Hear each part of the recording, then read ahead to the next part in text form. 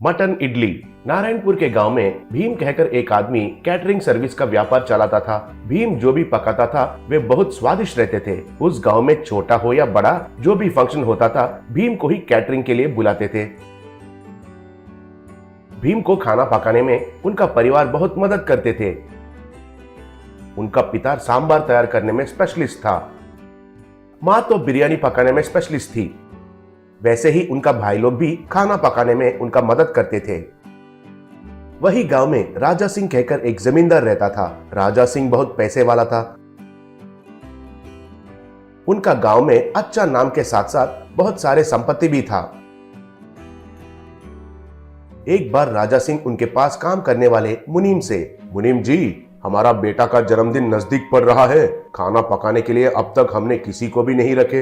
असल में गांव वालों को उस दिन किसी के घर में भी खाना पकाना नहीं चाहिए। सुबह नाश्ता, दोपहर को खाना, ऐसा ही रात में डिनर भी हमारे पास है कहकर कहे थे ना। शहर से अच्छे से बावर्ची को लाएंगे कहकर मेरा साला जी कह रहा है, कहा। तब मुनीम, मालिक, शहर से क्यों लाना है? और आपके साले जी के बारे में कहना है तो पिछले बार एक छोटा सा पार्टी अरेंज करने के लिए कहा और कूल केक आइसक्रीम जैसा बन गया। इतना देरी किया था। ऐसे वालों को काम सौंपना ठीक रहेगा क्या? और एक बार सोचकर बताइए, कहा। तब राजा सिंह के साले जी कन्ना को बहुत गुस्सा आया। तब मुनीम, मालिक, हमारे गांव में भीम कहकर एक बावर्ची है। अगर वो खाना बनाना शुरू किया तो उनका गंध तो बगल वाले गांव तक पहुंचते हैं। असल में बहुत देर से आपको बच्चा पैदा हुआ और आप उनका जन्मदिन बहुत धूमधाम से मनाने के लिए सोच रहे हैं ना। मेरा सलाह ये है कि अगर भीम को बुलाएंगे तो खाना तो बेहतरीन पकाएगा, कहा। तब राजा सिंह ठीक है कहकर मान लिया।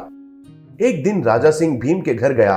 राजा सिंह को उनके घर आते हुए देखकर भीम और उनके परिवार वाले हैरान रह गए। तब भीम, मालिक, आप खुद मेरे घर पर आए हैं और मुझे तो यकीन ही नहीं हो रहा है, कहा। तब राजा सिंह, कुछ नहीं भीमा, तुम्हें पता है ना, मुझे वारिश पैदा हुआ है और मैं उनका जन्मदिन एक त्योहार जैसा मनाना चाहता हूँ। हमारे मुनीम जी से पूछा तो तुमसे बढ़कर अच्छा बावर्ची तो अगल बगल गांव में ही नहीं है, ऐसा कहा। ये फंक्शन मेरे लिए बहुत महत्वपूर्ण है। बहुत दूर से हमारे रिश्तेदार आने वाले हैं। उनके सामने मेरा इज्जत खड़ा होना चाहिए।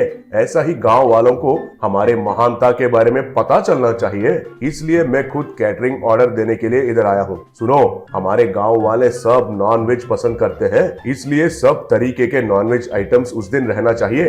ब्रेकफास्ट से लेकर डिनर तक सब कुछ हमारे पास ही होना चाहिए। अगर कोई भी आइटम अच्छा नहीं है और किसी ने भी अच्छा नहीं कहे तो तुम्हारा पेमेंट नहीं दूंगा। अगर सब आइटम्स अच्छे रहेंगे तो तुम्हें डबल पेमेंट देता हूँ, कहा। ऐसे ही फंक्शन का दिन आ ही